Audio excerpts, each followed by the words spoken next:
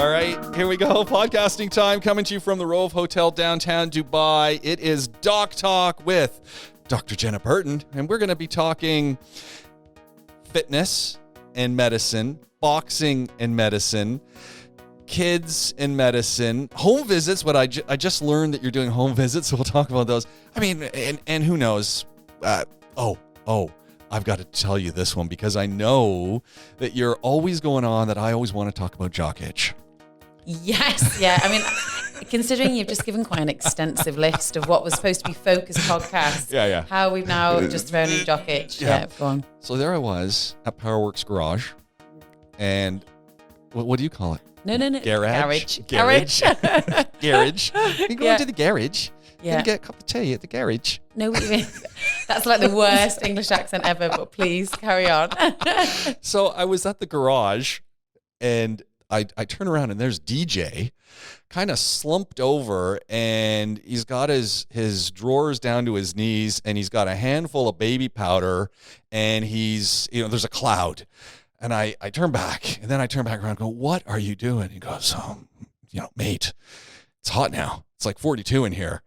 I gotta keep the equipment, crown jewels, I gotta dry. keep the equipment dry because otherwise I'm gonna be in itchland." And then we went into a whole discussion of the itch, and then I said, I wonder, is jock itch just a guy thing because guys have the equipment sort of flopping around and women don't have the equipment flopping around? And I said, we'll talk to Dr. Jenna about that. He goes, that would be a very good conversation. And he was legitimately interested as he reached over for honey.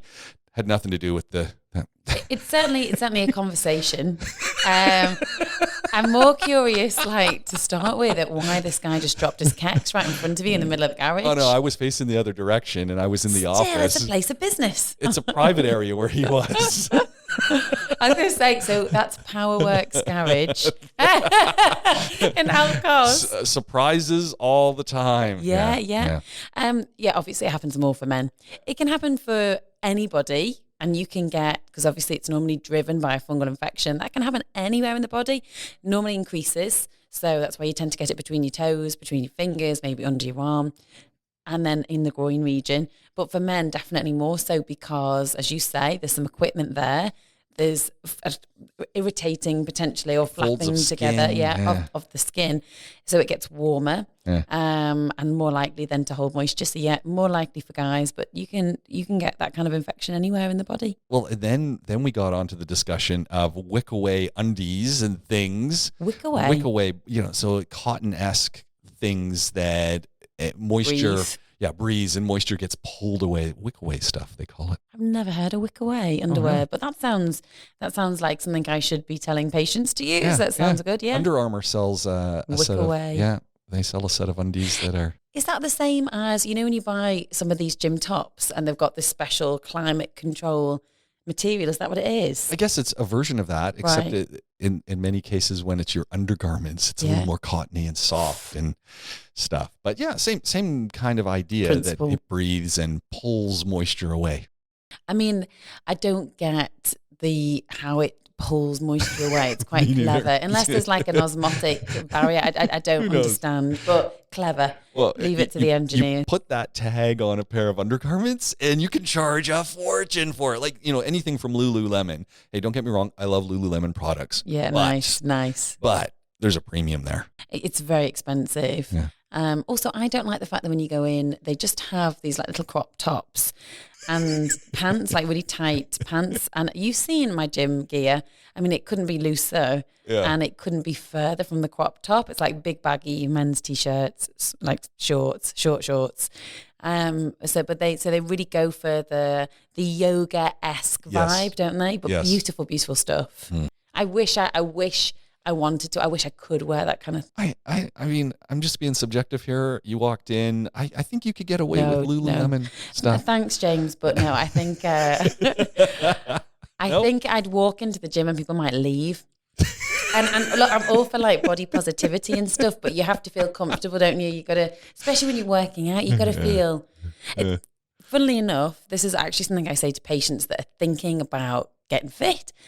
wear something that's comfortable. Don't feel pressured to wear what the gym goers or, this typical vision of the tight clothing, whatever. Wear whatever makes you feel comfortable to get in there and just start. I can never figure out why when people are at the gym, they're wearing the tight clothes. Like, I don't get it. I kind of want something loose and airy. I mean, it still form fits a bit, but there's expandable room. So if I've got my arms up and I'm lifting something, I've got room for it to move, as opposed to everything being stuck on like I'm a Spider-Man suit. I think it's a mixture of people want to show off the hard work that they've put in, number one. Yeah. And number two, it's also, people would disagree and say, actually, it's easier to move around when something is almost skin tight, because it's almost like you're moving your own body then. All right. So I'd say it's a mixture of both, but just wear what's comfortable for you. I'm the same as you. I would much rather have something like light, loose, make me feel airy, cool, but each their own, I suppose. As long as you get there, it doesn't matter. One other thing I want to share with you before we get going on I talking get about gym nervous stuff. when you want us to share stuff, because the last thing as well, Man. So I'm back at Powerworks Garage. This is like the worst publicity for Glenn and his garage ever. This is a great thing for Glenn and his garage.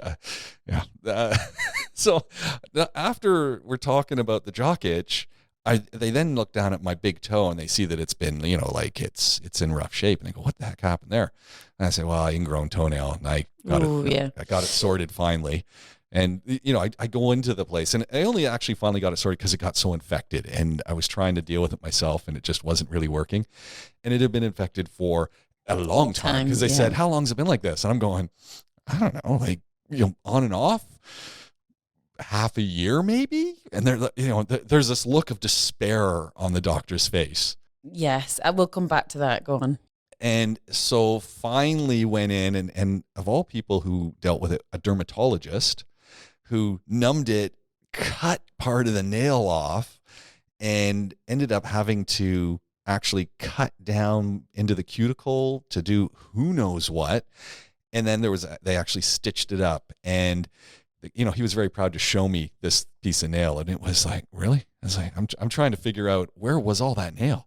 So he said, yeah, this was bad. Yeah. And he said, you're not alone in this place. Like, you're one of many who this happens to.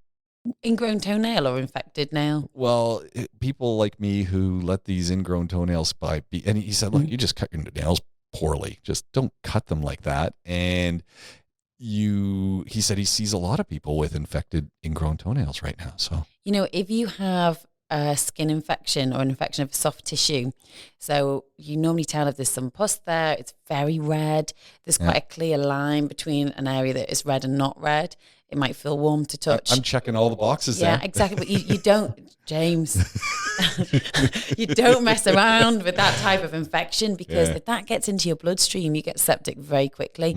And by septic, you mean a bloodborne a disease, an infection like bacteria. It can be anything, bacteria, virus, whatever it may be. But it's usually a bacteria-borne illness that is then in your bloodstream and makes you very, very ill very quickly. Oh man, I was lucky then. I mean, they put me on heavy-duty antibiotics. Yeah. One round of antibiotics just to get it down. Yeah.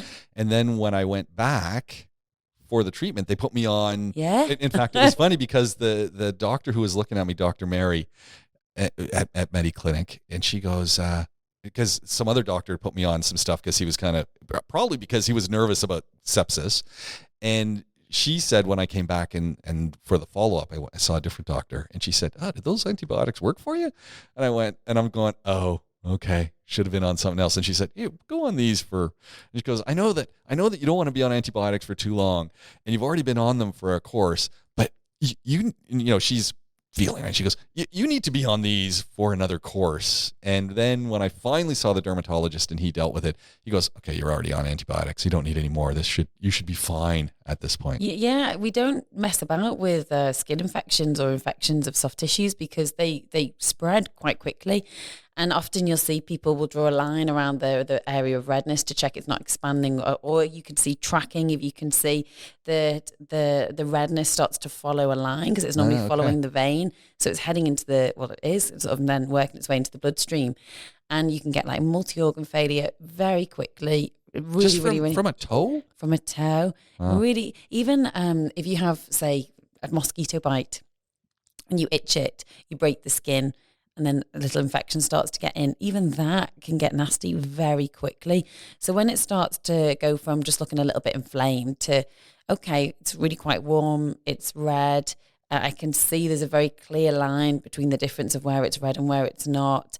If there's any pus coming out, you don't mess about. You go straight to the doctors and get some antibiotics. And even frequently, if it looks nasty enough, we'll put them on IV antibiotics. That might even be you get admitted to hospital for IV antibiotics. Wow. It's not a laughing matter, this, James. This is I'm sorted now. Serious business. But you want to know the funniest part? I go to the clinic and they do all this, and the toe gets sorted, and then they say, well, you got to come back later on today. We'll change the dressing.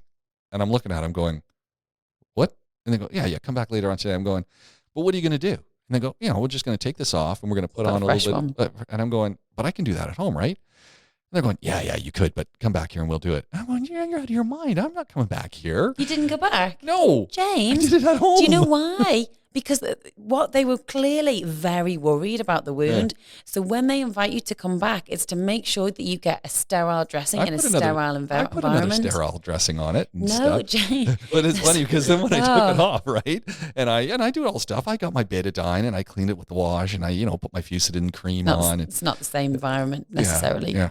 No, but I wore rubber gloves. Yeah, but were they sterile rubber gloves? Yes, absolutely. Wow. They come out.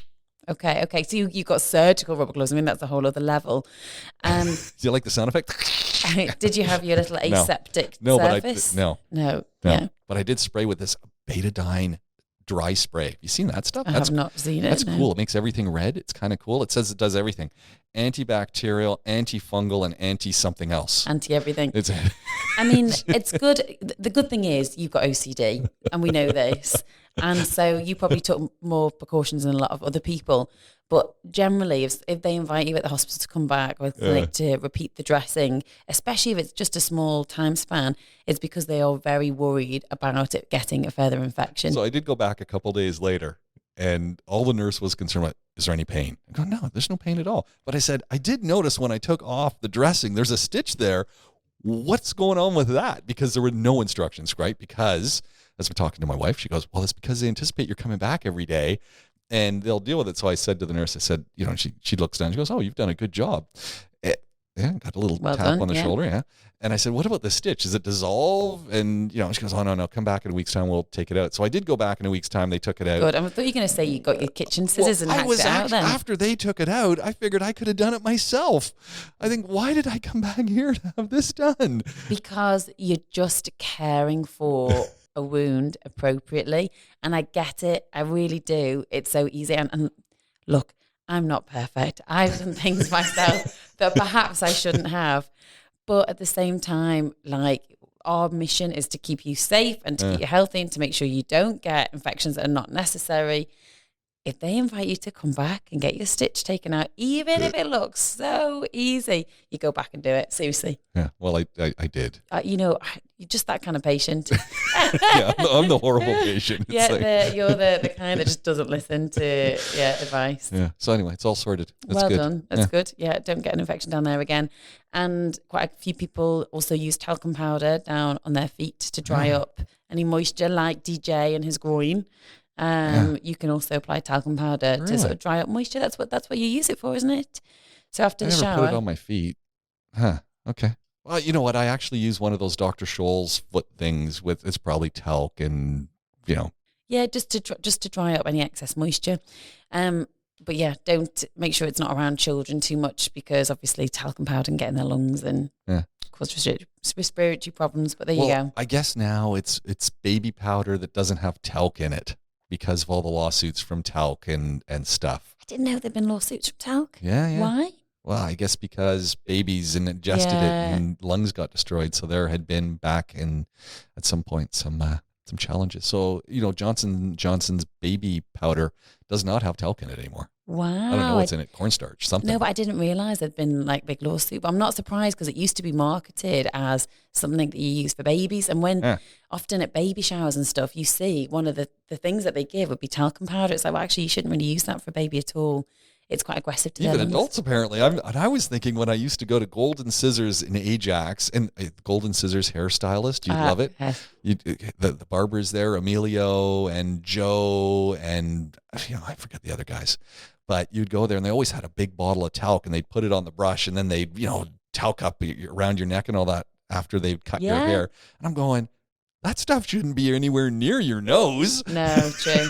To be honest, there's like a cloud of talc. There's so much stuff that we use that we don't really know how it affects us. So I took the boys and Neve to get their hair cut the other day, and they've got these like super cool multicolored sprays, which they charge a fortune for a quick spray. And obviously they want to go for the rainbow style at the end. And so they look really, really smart and handsome. And then the next minute they've got like a slash of red, slash of green. You think, God, what the hell's in these? There's got to be chemicals. Yeah. And yet your children are breathing them in all the time. Yeah. So, yeah. Anyway, side note. Yeah. How did we even get onto all this? This is your toe? This is just the lead up. It's all goes back to Powerworks Garage. Yeah. Get your car fixed and your health all in one place. I just love the fact that James contacts me and says, we're going to do more focused podcast now. None of this talking around the topic. We haven't even talked about what we came to talk about. No, we're going to talk about ringside medicine because Okay. this is boxing and I am still going, really? You do? So not only do you box, but you're a ringside doctor. So actually, I just confirmed I'm doing the UFC again in October this year. Literally this morning I had the call. So this is something I wanted to get into from the minute I graduated. So a year after I graduated, I did a stint in Australia, and there was an ED doctor there called Paddy. He was a British guy, and he did it. And I was like, please take me with you. Will you please take me with you? I want to get trained up into this. And he's like, you really sure? I was like, yeah, definitely. He's like, it doesn't pay very well. I was like, I don't care. I just want to do it. And then no fights came up whilst I was on rotation with him. And even like years after, there was a course that was being run out of Newcastle University. And again, I contacted them. I was like, can you please tell me? I had the book. I'd read the book on ringside medicine. And it was just very difficult to get into. And then I reached out to a friend of a friend and just said, look, don't suppose you know anyone that's into this ringside medicine stuff? And he just put me in touch with the contact. And then the rest is history. And I've been really lucky to get involved. The hours are long. How long have you been doing ringside medicine? Oh, gosh, not that long. Only about a year. So I'd already done the courses. I mean, I was like ready to go because it was something I was randomly very interested in. And what's the training involved to be a ringside doctor? So there's different ways you can train. So you can either do like online courses like I had. There's books that are available. One is by a big professor whose name, Nitu, I think that's his name. Anyway, he's like the big ringside neurologist in New York. He's got a book. There's another one called Association of Ringside Physicians, basically, and all about how to navigate the fight, when you should interrupt, when you shouldn't. But the biggest thing is experience. So you can do the courses, you do the reading, you have to make sure you've got your acute trauma life support up to date, and then it's about experience. And there's so much that just from reading you don't get from sort of being there. It's like everything. Maybe a bit longer than a year, actually. I'm just thinking I started doing quite a lot of gigs at my local gym. So the gym were hosting fights, and probably quite inappropriately and on the cheap, they were like, hey, Jenna, you fancy coming to just be there? We have to just have a doctor present. And you need the experience, and so it's a win-win. It is a win-win, but you've got to be very careful because obviously you've got to remember about your license. And if something did go wrong, God forbid, it's on your head, be it effectively. But I said, look, I'm happy to be present. And it was good. Not really much happened, especially in the white collar events. They're normally sort of suited and booted with, they've got gum, they've all got gum shields, but they've got like headgear on, etc. And although they can be in the white collar events a little bit more dirty, and the referees are not normally quite as hot at picking them up when they do something they shouldn't. And then sort of got to do the UFC, and then I got a contact through sort of the Boxing Association in the Middle East, and so I've just been doing it as a bit of a hobby. So it's the hours are long, the pay's not good, but I absolutely love it, and I love watching the boxing anyway. And so I'm there ringside. I literally get sweat and sometimes blood spattered on me. So so walk us through it at a match. Where are you in relation to the ring, and what do you tend to do? So there's a few of us. So there's never normally just one doctor unless it is literally a very low key, not a professional match, amateur gig. And so you normally have you try and be as ringside as possible. So you were literally on a chair right next to the ring and you have to watch the match intensely. So you get the best view. Well, I get the best view, but you can't navigate from watching because what happens at the end is one of you at least will then go and do a post-match analysis, just check them over. If there's some suturing, stitch them back up, potentially arrange a CT if needed, get them off to hospital if you've got to get them off to hospital, do whatever you need to do, basically decide when they can next fight. Do they need a timeout if there was a knockout, for instance? But someone should be ringside all times. And you're watching for if something major happens. And like, for instance, if somebody took a big blow to sort of like their sort of left flank region, so sort of like the left side of the lower abdomen, then you're starting to think, well, maybe there could be injury to the organs there, if they maybe ruptured the spleen, if it's a little bit higher. And so then when you're doing your analysis at the end, you're doing the sort of post-fight check, you'll be examining that region in a little bit more detail, for instance. And then you also, between rounds, you'll just go and sort of check the ones over that you've been a bit worried about. Is there any neurology? Are they good? You can't do anything that would help the other fighter. So if someone's bleeding profusely, I can sort of look at them, make an assessment, maybe say to the ref, look, hey, he's really, really bleeding here, but it's not my call to stop the fight, usually. And it's not my call to then like pad up the dressing and so pad in with the dressing and make the bleeding stop, because that gives the other fighter an advantage. Does the coach on a fighter's team say if they're bleeding, do they have the stuff to stop bleeding, or can they do a quick suture themselves? They won't do a quick suture usually, because that would again be interfering with the match. And it gives that player or that fighter an advantage. But they would obviously be trying to sort it out as best as possible. You've seen them iron the bruises out of their faces in the boxing, for instance.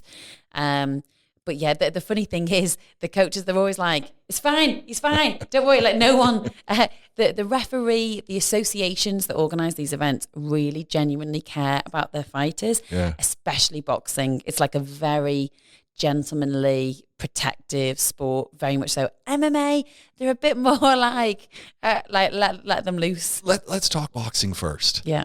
Concussions. Yeah. This has got to be number one on your list. Yeah, so boxing is a lot more neurology based than other types of fighting, and that's because majority of the big blows are to the face. Obviously, they can't do a rabbit blow, which is sort of from the back, so they're not protected, more likely to catch the C-spine, etc. So it's normally sort of a to the front or to the side blow to the face. And people become concussed very easily. Concussion is where you get like almost like an immediate swelling. The brain hits the side of the skull. The swelling, potentially you've sort of burst a few blood vessels in the brain. And the brain is only so large, it doesn't get bigger. The skull is a contained vault. So if the brain swells immediately, it pushes against the skull. And that can be very dangerous. So a first concussion injury is okay. If that makes sense, it's okay. The brain will settle down again. But what you don't want to get is the second concussion injury in quick succession. So once somebody shows evidence of concussion, that's them out for fighting for what's sort of the a while. evidence of concussion? What do you look for? Or are they a bit dizzy, disorientated? They have some blurred vision. You'll normally see them stumbling a little bit. Maybe you'll say, do you know where you are? I've had some fighters tell me really bizarre things at the end of the match. I'm like, do you know what month it is? They're like, is it Christmas? And it's the middle of summer. Do you know where you are? And they're like giggling. It's like, do you know where you are? And they're embarrassed because they know that they should know where they are, but they have no idea. So yeah, and then you just have to sort of like say, right, this guy, he can't fight for a few months. But yeah, it's very, very common. One of the biggest assessments in boxing, apart from looking at obviously their hands, check for any sort of fractures, and often having to suture up their eyelids, which is quite common. Eyelids? But the big one is really doing a big neurology exam. Yeah. Wow. And you'll send people off for CT scan? Really low threshold, send them off for a CT scan. Yeah. Especially the bigger the event, the more protected the fighters are, because they have the money, etc., to throw at. Let's get them checked out properly. And the problem is a lot of the fighters are going straight on a plane after the match. So they're like, no, we don't want to go and get checked. It's like, look, you're about to go into, into the sky. You need to check everything is absolutely fine, because I know very well that once you're in the air, there's nothing anyone can do about it. You have to look at trying to get an emergency landing if something went wrong. You don't know what country you're going to be dropped in. There's very limited medical expertise on board. And even if there is, what can they really do? You need to stay on the ground. So it is a bit of a challenge. And there must be a constant back and forth then. As you said, some of these fighters, they want to get out of there. They want to get out, and they're often very emotional. So especially if they've lost, you can't imagine trying to interact with them. Often they don't speak your language. They are devastated. I mean, they've worked for years for these fights, and there's a lot of money sometimes for these guys riding on the event. It's like the passion of the sport. It's their livelihood. It's everything. And then trying to then immediately do a medical assessment of them is really hard, and they're not compliant. They're trying to walk away. They're trying to get out. Sometimes they have taken a blow to the head. They're a little bit concussed. They're a bit, they're a bit disorientated. They're not quite focused. It can be really challenging. It's almost like the opposite of medicine. You're going to somewhere where they're fighting and beating each other up, and you're there to offer some help. And they often don't want it. Yeah, frequently don't want it. And the other thing that's funny, especially the MMA fighters, all their noses have been broken. And I'm looking at the nose, and I don't want to be offensive, but it's like, you've broken your nose in the past? Because obviously if it's an acute injury, because often they can't feel the pain immediately. They don't feel the pain because they're still pumped with so much adrenaline. So it's like, do I need to try and get their nose back in line now? Or do I need to send them off to the hospital, for instance? And the majority of the time, the noses have already, the damage has been done. And it's just sort of a routine finding that their nose points in a different direction. Let's talk MMA for a second. What do you love about MMA? I like the type of fighting. It's more grappling on the ground. The injuries are different. They're more musculoskeletal. You still get the neurology, obviously, and you tend to get more chokeholds, which means you basically block the carotid arteries on both sides of somebody's head, so they pass out. So again, that's a different type of medicine, effectively. But I think it's the musculoskeletal stuff that I really like from MMA, and I love the boxing because it is more gentlemanly, sensible, caring. The MMA is glamour. It's all out. It's gladiator style, really. Exactly. The hosts, they make a show. The MMA, it's more a show, especially with the UFC. But yeah, so the fighters are very different as well. They're normally a little bit younger. They're feisty. The sort of like the way the rounds are, it's not as long. In the boxing, you get really invested because you get to see them over quite a long period of time. Although there are more knockouts, especially in the sort of heavier weight categories. But for the MMA, I don't know, they're all it crazy this minute that they start. So no, I do like it. And they're not wearing any equipment. They don't have any protective gear on. No, they are like animals. But it's got to make your job hard then if you're ringside watching to assess and put your hand up to say, hold on a second, we got to take a time out here. You do more, I would say, ringside assessments. So you'll go up to the ring and check them out. I go into the cage between every single round in MMA. In the boxing, I won't. I'll assess, sit back. Then if there is, someone that looks like maybe they just need checking, we'll just go and give them sort of a glance, have a chat with them. You okay? How you doing? How many fingers am I holding up? But in the MMA, you have to go and check between every single round. How many doctors did you say would? So when you're doing the MMA stuff, that's coming up. This is really exciting. It's not until October, but I loved it last year, so I'm excited. How many of you will be working the ring? There was quite a few of us last year, and in fact, with the UFC, because it's such a big international, it's a media company, isn't it? Really, as well, it's media and it's fighting. They had surgeons specifically that stayed at the back just doing the suturing, so it wouldn't be me doing it. They'd have surgeons just set up in their own like little mini hospital, effectively. And then there would always be 2 doctors on each side. So one would then go and do the assessments and come back, and then the next one would go and do the assessment. So there'd be at least 1, 2, 3, 4, 5, 6 of us, at least 6, but probably a few more for that one. That's big. That's a big huge event. But usually you're sort of looking at about 2, 3 doctors for typical boxing. Do you foresee down the road students who are going to medical school, there's actually a little bit of a, specialization in ringside medicine or, UFC stuff or, contact sport medicine? Yeah, potentially. I mean, as I say, I wanted to get into it for ages, and I was kind of told, look, you don't really need anything. I did courses. I mean, you do all the trauma stuff. Like Well, I love the trauma stuff, and to be honest, kind of the same, right? It is, but I don't have as much exposure now as I did. So when I go back to the UK for the summer, I will go back into working in emergency, and that is something that I'm very passionate about. But for me, it kind of fills that void because I obviously work in a clinic and I'm doing lots of general health stuff and cosmetics, and I love that. I love it. But then I guess that passion comes alive and I go, what are you laughing at? Because it's so different. I'm laughing because previous podcasts that we've done, we've talked Botox and we've talked, vitamins, and we've talked about, all sorts of things that you can do, needling and things to make yourself look glamorous. You do this on one side, and then you're on the ring where people are undoing all of that good stuff. Yeah, it's a bit, there's something wrong with me, really. Like, I have very varied interests. You said it, not me.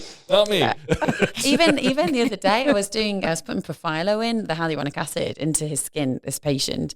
I don't know how he got into it, and then he started talking to me, and I was like, I'm really into sort of martial arts, and I do some of the matches, the boxing matches. He's like, what? I was like, no, I can't explain it. But that's the beauty of medicine. And you'd be surprised.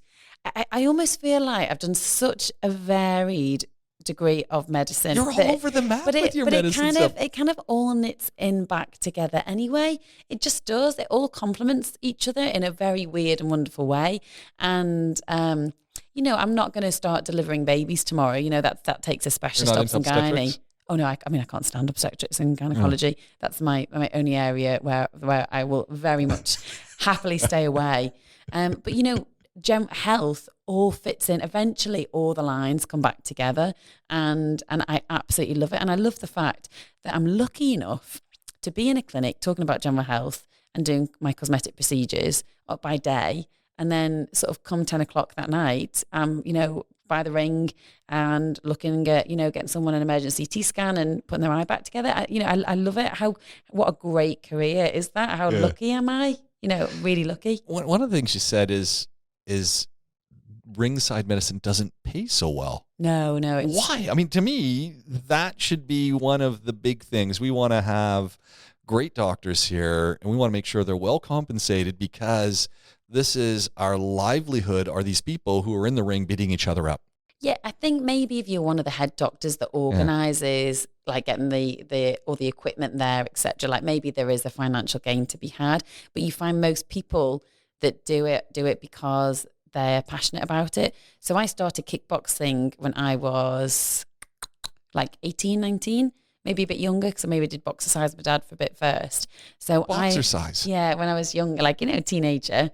And then I've heard of jazzercise. I have never heard of boxercise. You never had a boxercise? No, never. Where have you been living, James? So basically, it's you have gloves on, and it's exercise, but you might be doing push-ups, and not push-ups, sit-ups, and as you get to the top of the sit-up, you bang a couple out, and then you will run around, but you keep going back to bang. All right, well, maybe I've done some of that with Les Mills. Some of those. Yeah, that's it. That's boxercise. Okay. But then I got into kickboxing in university, and I'm still terrible. I'm absolutely awful. Anyone will tell you more arms and legs. Kickboxing, again, that's musculoskeletal. You're trying to hit people in the head. You're hitting them in the stomach, and it's there's a lot of MSK stuff. But like it's MSK, musculoskeletal. But it's like you'll find that most people that are there, they all in their sort of personal life will be involved in something, whether it's they've done boxing in the past, maybe they're ex-boxers, whatever it may be.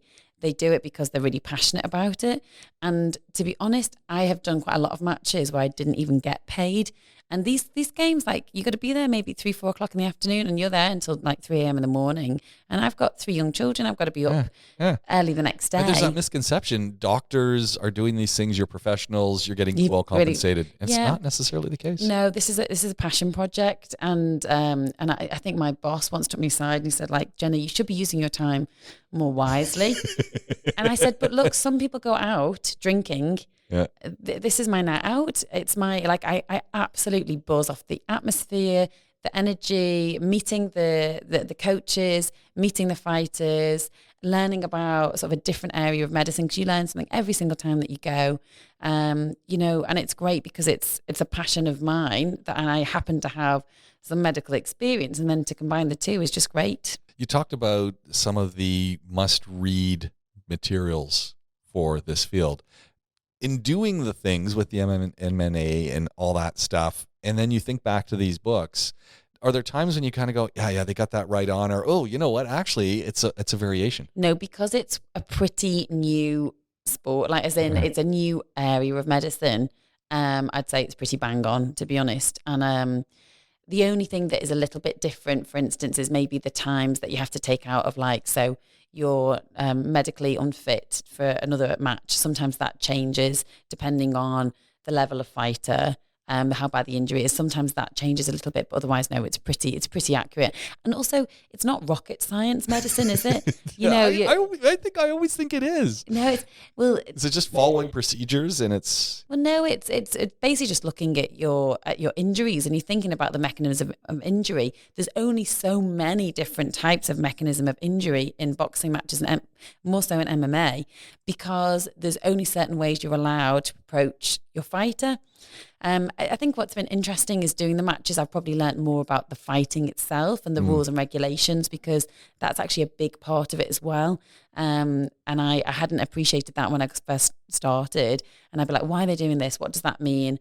Okay, this bell means this. Oh, hang on, why is the ref come in and intervene now? So I've learned a lot more about that, which I also really enjoy.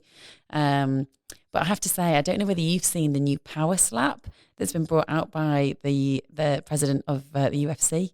No. Well, this is nuts. Right? I'd love to be one of the doctors for this. Power slap. Right. So this is a new sport, and I'm saying that in inverted commas, sport, and it's got a lot of backlash. So say you and I were fighting each other, and fighting. And just for the record, not a chance. Judo, kickboxer, you're I'm not very good, James. You go hang out with it. You're not very good, but you do it. You're not very good is going to leave me on the ground convulsing in pain and crying like a baby. I'm really not sure. Like any of the guys that I do it with would tell you that, like, I'm absolutely terrible. But anyway, so you would say it was my turn to get you. You have to hold a little pole behind your back, and you have to stand up straight, and you're not allowed to flinch or move or do anything to protect yourself. I have to take a straight hand, so I can't lead with my palm of my hand. I have to take a straight hand, gather momentum, and then slap you as hard as I can across the face. And loads of people are getting really significant brain injuries. This sounds to me like redneck party games. Wait till I show you the videos. It's mental. I've seen this on Instagram with, the Backwoods boys doing these things. They've made this into a sport. They've tried to make it into a sport, but it is getting quite a lot of backlash, like especially medically, because the thing is, it's so dangerous that it could kill somebody on the spot, because the momentum and the direction of force with the hand could literally completely dissect your carotid arteries, which is the main blood supply to the brain. So it could actually just kill someone there on the spot. So I have a feeling it's not going to be like a goer. I mean, good on the people that are trying to sort of make some money out of this. And also, I'm sorry to the people that think it's a good idea to go and get involved themselves. Yeah. No, this sounds absolutely no. Well, I tell you what, though, interesting to watch. Literally, they hit them, and then the people just fall over straight away, and it's like, I don't understand. But and so how many times would you get to hit someone before they get to reciprocate? No, I think it's one each. One each. Yeah. Okay. But I haven't followed the sport. And how do you practice that with a punching bag and just I don't even want to think about this. No, I don't know, but they've got some pretty big geezers involved. I can imagine. Yeah, and also like the women, there's women doing this too. Yeah. Oh. One of them I saw, she got hit, and as she got hit, she fell and did a rollover on the floor, and then fell. It's like, wow, God. So yeah, that's the new age of the sport. But generally, I have to say, apart from the power slap, the athletes are really cared for, and I didn't have as much respect for how cared for they are. There's also huge procedures and policies before the fight even takes place to decide who is fit to fight. You have to be cardiovascularly fit, musculoskeletally fit. You've even got to have conversations about your eyes, your eyesight. You have to be able to defend yourself appropriately. And I think the sport doesn't get enough recognition for that. You just think about people fighting each other. Theoretically, it is a little bit mad. You get guys up there with contact lenses in and that kind of stuff? Or? Yeah, well, that's what you've got to be careful of. Yeah, of course you do. But also people that have had refractive eye surgery, like certain types of laser or maybe even a surgical procedure to open up their cornea and and then treat it with a laser and then put it back again. They are more at risk of damaging their eye if they were to get punched in their eye because their cornea is more vulnerable to being sort of ripped apart effectively. And you have to have these conversations with them beforehand. Wow. Yeah, so it's not everybody gets to fight, only the right people. And obviously they've got to have the right mentality and, they know what they're getting themselves in for generally, but you have to check they're safe. You have boxercise, you have kickboxing, you're in the ring with UFC. I imagine you do a little bit of that yourself. And you've got judo. You're into judo. I only just started judo. No, my mother was a big judo person. Really? Yeah, 2nd degree black belt. I think Olympic referee. She wasn't. Yeah, she was she? Yeah. That's amazing, James. Yeah. How come you didn't get into it? Were you not tempted? No, when my mom was the sensei, we used to go to the. I maybe got to blue belt or brown belt. I can't remember. But yeah, we used to go to judo. Wow, so you'll know a lot more than I will. That was a long time ago. Yeah, but you still know a lot more than me. Literally had a few lessons. But I got into the MMA, so I quite liked it. But I wanted to go back and learn the fundamentals and the more skill aspect. And I used to go to BJJ gym for years, but they also did kickboxing, and I fancied it, but I hated the thoughts of working out in a dressing gown. Right. And anyway, now I've started working out in a gi. It's actually not so bad, but for ages it really put me off. And everyone was like, "You should get into it. I'm sure you'd love it." And I do. I absolutely love it. But I have a feeling I'm going to prefer the jiu-jitsu more than the judo because I like the wrestling. Okay. And it's a really good workout. It's totally different.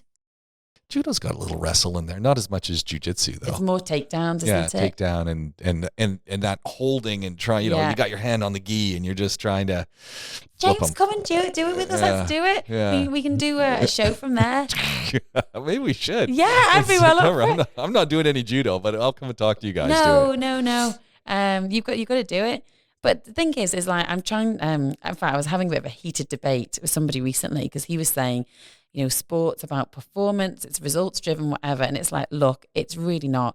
I'm not very good at the majority of stuff I do in exercise land. But I'm just up for giving stuff a go. And, I've told you I'm going through my second midlife crisis already, the age of 37. And I'm up. I don't know how that's possible. and I'm up for giving anything a go. And it keeps you fit. It's something a bit different. To be honest, it's not particularly expensive. It's no more expensive than going to the gym to sort of lift some weights. And it's just nice to try something different. I miss doing my kickboxing, and obviously time is finite, so I can't sort of give my attention to that for a while. But for a bit, I'll give judo a go. I'm not probably going to do any belts or anything. I just want to. You got to do some belts. I just want to see what I don't want to learn all the words. You can't just stay as a yellow belt forever. Who cares? Who cares? As long as you turn up, you enjoy it. And you get a little bit fit in the process, and you learn to defend yourself, which is a huge skill. Yeah, I think we need to take away the fact that we're supposed to progress and achieve something. Sometimes you just want to do something for the sake of it. And at the moment, doing the judo on my Friday morning suits me. But let's see, who knows what tomorrow will bring. And it's just that mental fitness as well. Just you're out, you're doing something. I think we underestimate the value of that. There's the mental fitness, the mental discipline that goes with it, but also it's the community and the people that you meet too. Like I normally come out buzzing, and part of it is obviously sort of learning something new and doing some exercise in sort of that moment.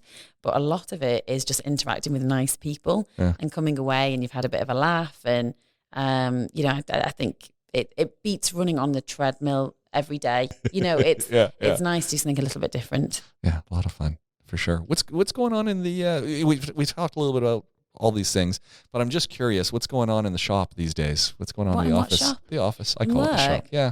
What's coming in? What is coming in? I can tell you what's coming in.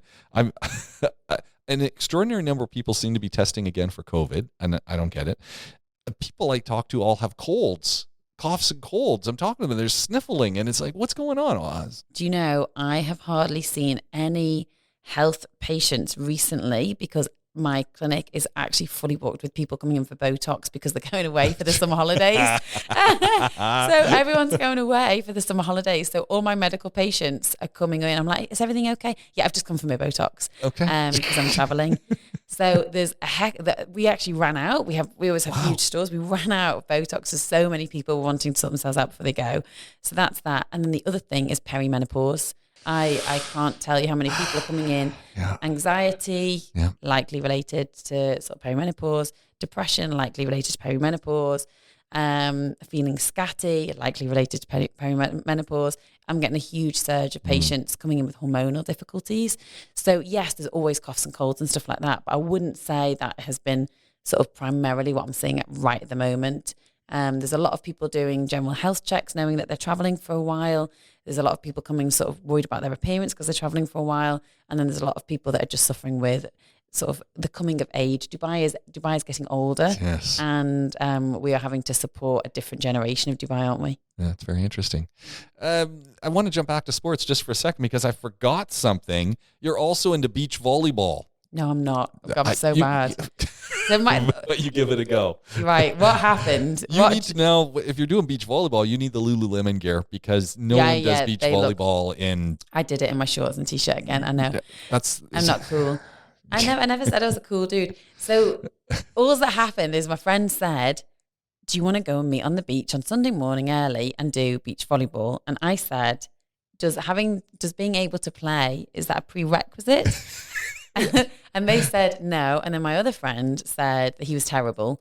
And I was like, I really, truly hope in the nicest way possible that you are awful because that would make me feel better. Anyway, they were all absolutely brilliant. Of course. And I could serve, but when the ball came at me fast, I literally screamed like a chicken and ran away from it. So will my volleyball career be long and extensive? Probably not. If they suggest it this week, will I go? Probably, yeah. It was nice to be on the beach. I've always looked at the volleyballers and thought, oh, how great would that be to do? Yeah. Like sort of a nice, active, outdoorsy type sport. But I think I've got a long way to go, James. Oh, yeah. Jenna, this has been a lot of fun. Yeah. As always, we've caught up. We've had a little bit of a chat. Everything.